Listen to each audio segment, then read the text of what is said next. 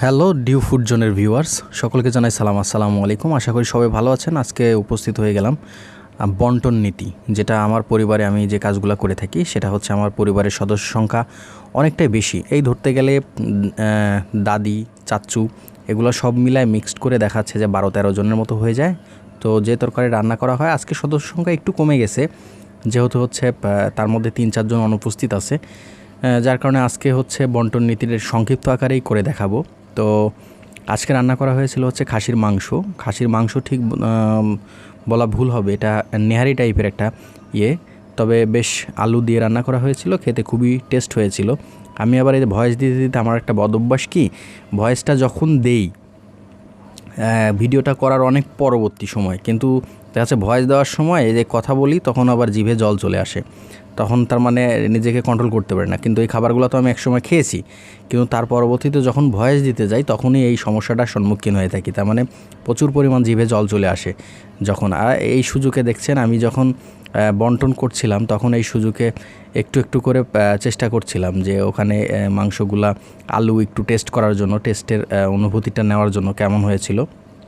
তো অ্যাকচুয়ালি কার কার পরিবারে এভাবে আপনারা বন্টন করে খেয়ে থাকেন? অ্যাকচুয়ালি একসাথে বসেও খাওয়া যায়, কিন্তু আমার মনে হয় যে প্রপার একটা ওয়েতে বন্টনটা হয়ে থাকে সমানুপাতিকভাবে। সবাইকে এই বাটি সিস্টেম এটা করলে দেখা যায় সবাই সমানুপাতিকভাবে পেয়ে থাকে।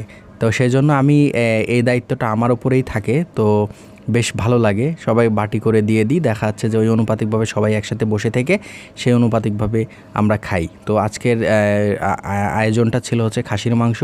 এই খাসির মাংস দিয়ে আজকে সকালের খাবারটা আমি খেয়েছি।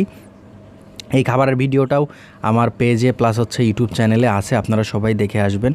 আর সর্বোপরি আপনাদেরকে একটা রিকোয়েস্ট থাকবে যে আমি যেহেতু ঘরোয়া পরিবেশে যে খাবারগুলো হয়ে থাকে সেগুলা দেওয়ার চেষ্টা করি এবং সেই অনুপাতিকভাবে আপনাদের মনোরঞ্জন করার চেষ্টা করি। আপনারা সবাই আমার পেজের সাথে থাকবেন এবং পেজকে যতদূর সম্ভব আপনারা সাপোর্ট করে যাবেন, এই আশাবাদ আপনাদের কাছে রাখতেই পারি। তো সেই অনুপাতিকভাবে দেখছেন অলরেডি কমপ্লিট হয়ে গেছে এবং আমার বন্টন নীতিটা একদমই সমানুপাতিকভাবে, মাঝে মধ্যে সহ্য হচ্ছিল না, সুন্দর করে এক পিস করে তুলে নিয়ে খেয়ে নিচ্ছিলাম।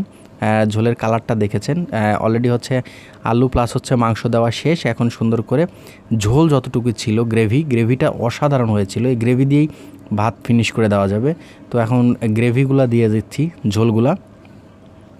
তো আমার বাড়িতে দেখা যাচ্ছে যে খাবারগুলাই হোক আমি এভাবেই বন্টন করে সকলের মাঝে উপস্থাপন করি এবং যে যার মতো যেভাবে ইচ্ছা সবাই একসাথে বসে থেকে খাই। এখান থেকে আবার অনেকেই একটু একটু করে রেখে দিয়ে পরবর্তী সময়গুলোতে খায়, যার যা ইচ্ছা মতো সেভাবে খায়। তো আমার পরিবারে এই নীতিটা চলে, দেখা যাচ্ছে ফ্যামিলির সদস্য সংখ্যাটা অনেকটা বেশি, যার কারণে এই নীতি অবলম্বন করতে হয়েছে। তো আপনাদের পরিবারে এমন কি হয় নাকি?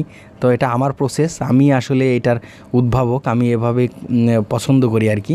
তাহলে সবাই সমানুপাতিকভাবে খাবারটা পেয়ে থাকে। ধন্যবাদ সবাইকে, আসসালামু আলাইকুম।